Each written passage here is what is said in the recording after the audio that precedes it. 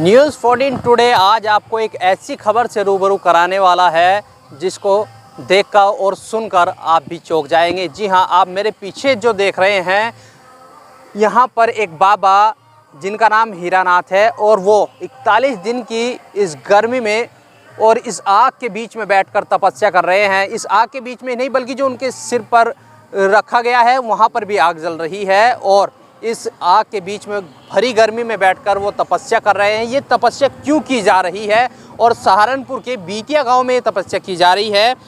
हीरानाथ बाबा के शिष्य हमारे साथ मौजूद हैं, इनसे बातचीत करते हैं। नाम बताइए भैया पहले से। मेरा नाम ओगड़पीर गौरीनाथ जी है। गुरु जी का नाम हीरानाथ है। आखिरकार ये तपस्या क्यों की जा रही है, क्या मकसद इस तपस्या का है? इस तपस्या का मकसद है ये, हमारा सांस्कृतिक और सनातन धर्म बहुत पीछे पहुंच चुका। आज के टाइम में बहुत पीछे पहुंच चुका। सनातन धर्म बहुत पीछे जा चुका हमारा, तो इसलिए तपस्या किया गुरु भगवान ने। गुरुदेव भगवान का लक्ष्य है कि अपने सनातन धर्म को आगे बढ़ाया जाए। अच्छा, सनातन को आप लोग बढ़ाने की बात कर रहे हैं। प्रदेश में भाजपा की सरकार है और लग रहा है कि कहीं सनातन इसमें भी भाजपा सरकार में कहाँ खतरे में है? जरूर मिलेगा। जब हम अपनी संस्कृति पर ध्यान देंगे तो जरूर मिलेगा सनातन धर्म। गुरु जी की सबसे पहली तपस्या गुरु जी ने खड़ी तपस्या करी 41 दिन की, जिला बागपत, गांव लदवाड़ी।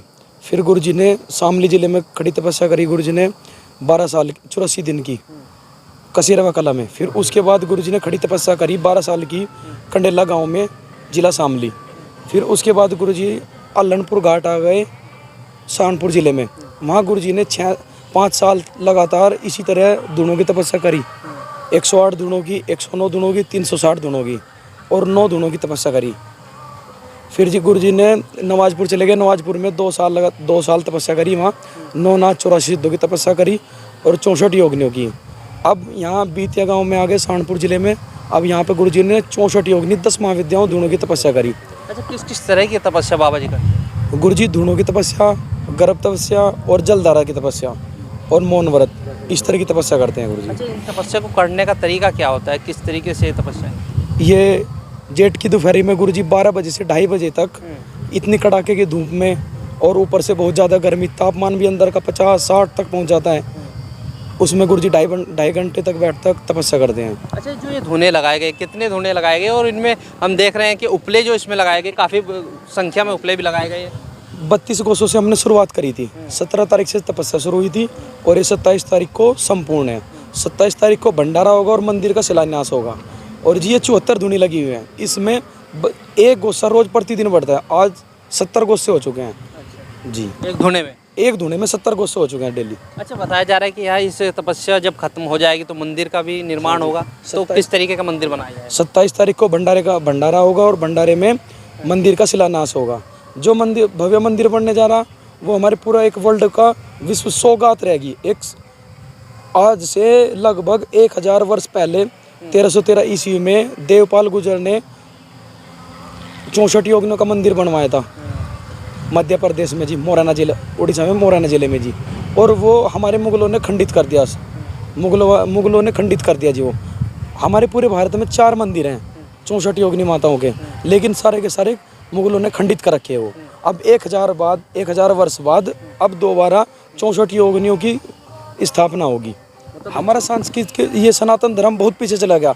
अगर आप किसी से पूछ के देखोगे कि 64 योगिनी कौन है, किसी को नहीं पता।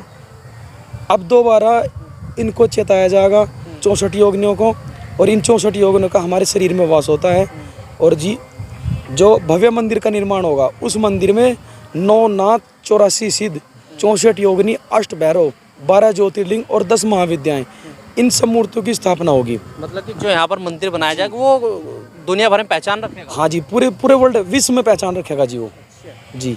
इस तरह का मंदिर होगा जी। गुरु जी का लक्ष्य है, गुरु जी जिस तरह हर साल तपस्या करते हैं, गुरु जी का तपस्या का लक्ष्य है कि अपने विश्व को हम कुछ सौगात दें जिससे संस्कृति पीछे ना हटे, सनातन धर्म बढ़ता रहे। लेकिन जो बाबा जी तपस्या कर रहे हैं और किस किस तरह की, मतलब यहाँ पर चलो ठीक है यहाँ पर मंदिर बनेगा, लेकिन इसके बाद भी क्या बाबा जी यहीं पर रहेंगे या फिर और कहीं जाकर तपस्या करेंगे? गुरु जी यहीं पर रहेंगे।